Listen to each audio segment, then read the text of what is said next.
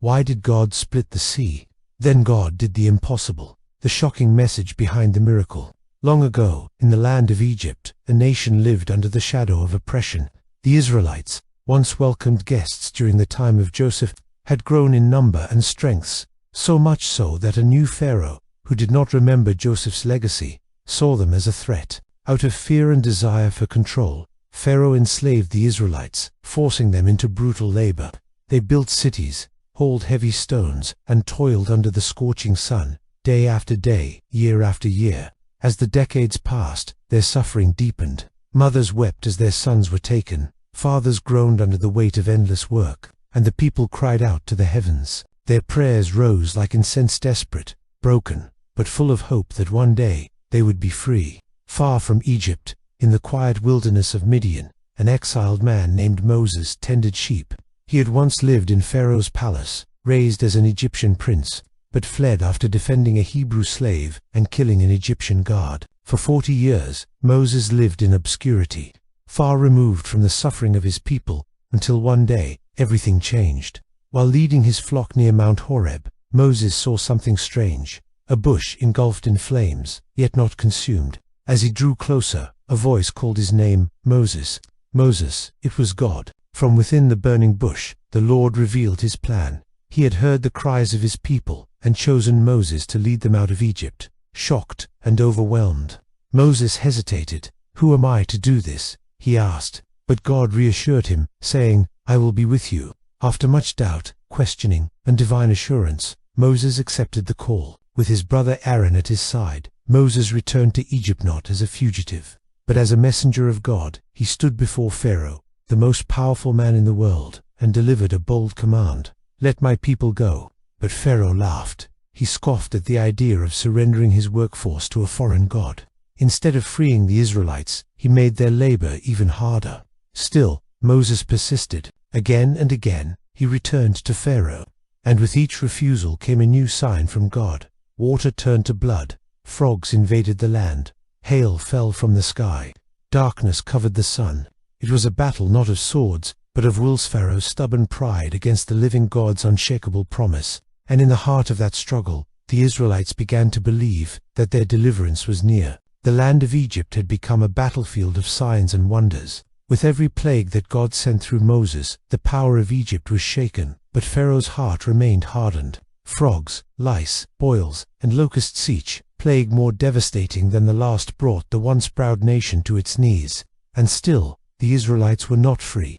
But then came the final warning. God told Moses that one last plague would break Pharaoh's will: the death of every firstborn in Egypt. From the son of Pharaoh to the son of the lowliest servant, none would be spared except those who followed God's instruction. Moses returned to the Israelite people and delivered God's message. Every family was to sacrifice a spotless lamb and mark their doorposts with its blood. That night, the Lord would pass through Egypt, but wherever he saw the blood, he would pass over that home, sparing the lives inside. As night fell, a heavy stillness covered the land. The Israelites waited in silence, their doorways painted in faith, hearts pounding in anticipation. And then it happened. A great cry rose in Egypt, louder and more terrible than any before. Death had visited every Egyptian household. Pharaoh's own son, the crown prince, was gone. In grief and rage, Pharaoh finally summoned Moses in the middle of the night and shouted, "Go, take your people and leave us." There was no time to waste. The Israelites gathered quickly, taking their unleavened bread and belongings. They were more than 600,000 strong men, women, children, and even some Egyptians who had come to believe in the God of Israel. They marched into the desert, guided by a promise and a pillar of fire in the night. It was a miraculous escape.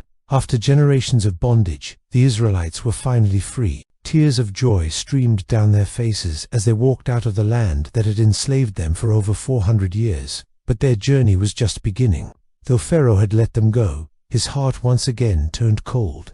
As the Israelites moved toward the wilderness, Pharaoh realized what he had done and ordered his armies to pursue them. Heavy hoofbeats thundered across the sand as Egypt's chariots charged forward. Meanwhile, the Israelites had come to a dead end. The mighty Red Sea stretched out before them, an impossible barrier between them and freedom. Behind them, the dust of Pharaoh's army rose on the horizon. Before them, the endless waters blocked their path. Panic spread. Cries of fear rang out. Some shouted at Moses, "Why did you bring us here to die?" But Moses stood firm. He looked to the sky and called out to God, and once again the Lord answered. As the roaring of Pharaoh's chariots grew louder behind them, and the vast waters of the Red Sea stretched endlessly before them, the people of Israel found themselves trapped, caught between death and deliverance. Fear gripped their hearts. Mothers held their children close. Elders trembled, and the once hopeful murmurs turned into cries of despair. But Moses, calm and unwavering, stood tall among the chaos.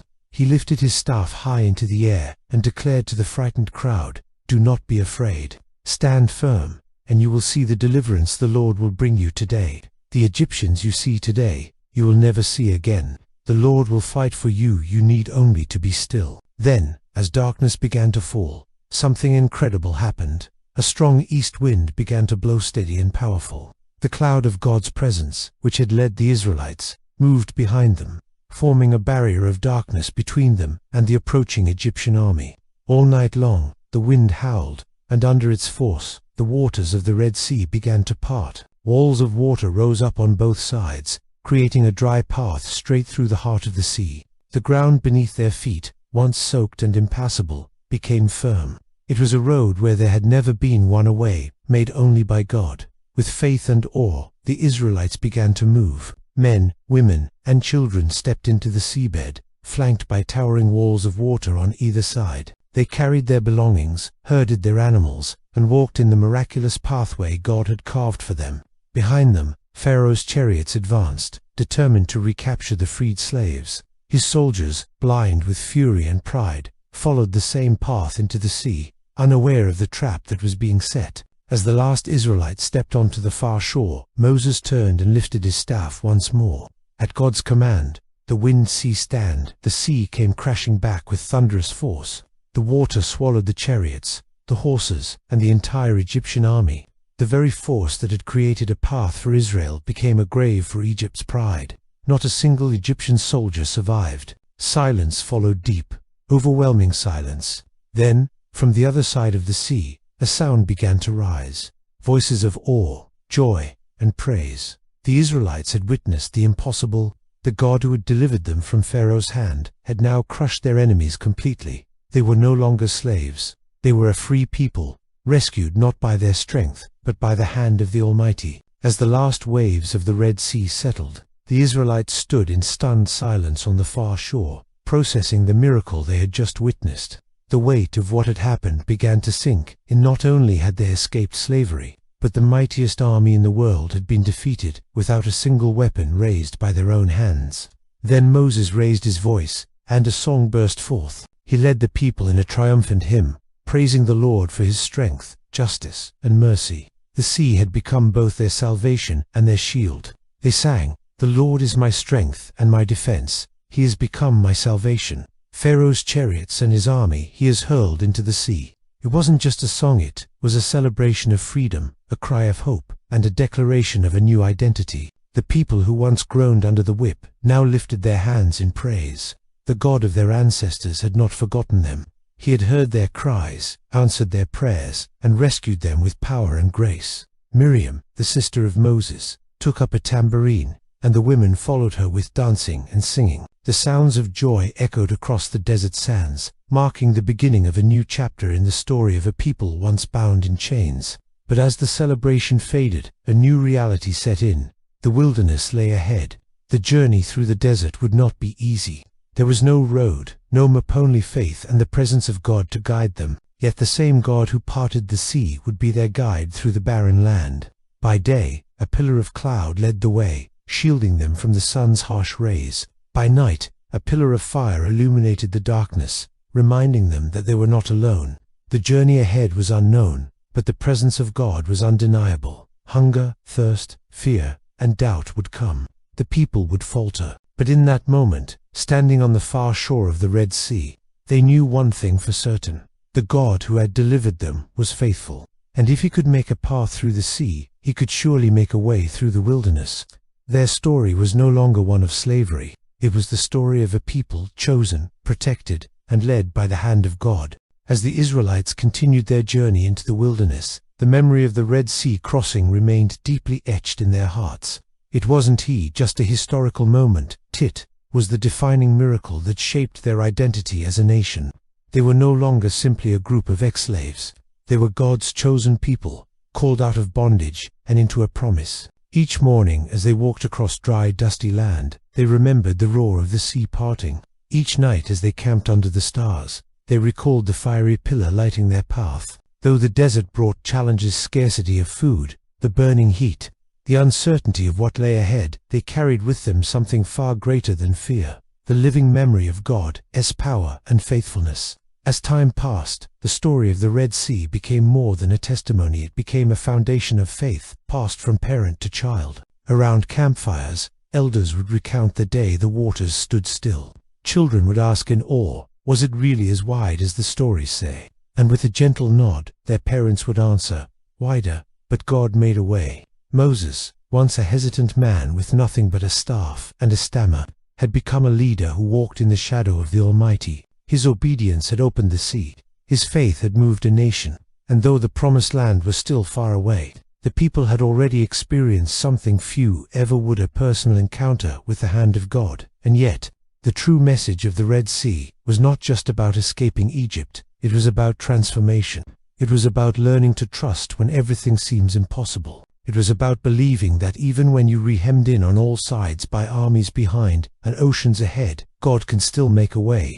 This story, passed down for generations, would echo not only through Israelite history, but through all of humanity. It became a symbol of divine rescue, of hope against all odds, of faith over fear. The Red Sea was no longer just a sea. It was a turning point. It was the place where slaves became free, where fear turned into faith, where the impossible bowed before the will of God. And so, the Israelites journeyed onwards, still in the wilderness, but no longer lost, because they knew that the God who parted the sea would never leave them stranded in the desert. God's message, the story of Moses and the parting of the Red Sea, is not just a tale of ancient history, it is a timeless message from God to all generations. God's message is clear. When you feel trapped, when there seems to be no way forward, when the weight of your past is chasing you down, do not fear. I am the God who makes a way where there is no way. He did not lead the Israelites into the desert to abandon them. He led them there to reveal His power, His presence, and His promise. The Red Sea was not a barrier, was a stage for God's glory to be revealed. This miracle reminds us that no obstacle is too great when God is with you. Faith often begins when options run out. God may not take you on the easiest path, but He will always lead you to freedom. What looks like the end is often the beginning of something new. Just as God parted the Red Sea for Moses and the Israelites, He still parts seas today's size of fear, addiction, doubt, loneliness, and despair. If we trust Him, take the first step in faith, and follow His voice, He will guide us through every storm and lead us to the other side. Be still and know that I am God. Psalm 46:10. Even when the world is crashing around you, God is working behind the scenes. He is never late. He is never silent. He is always present.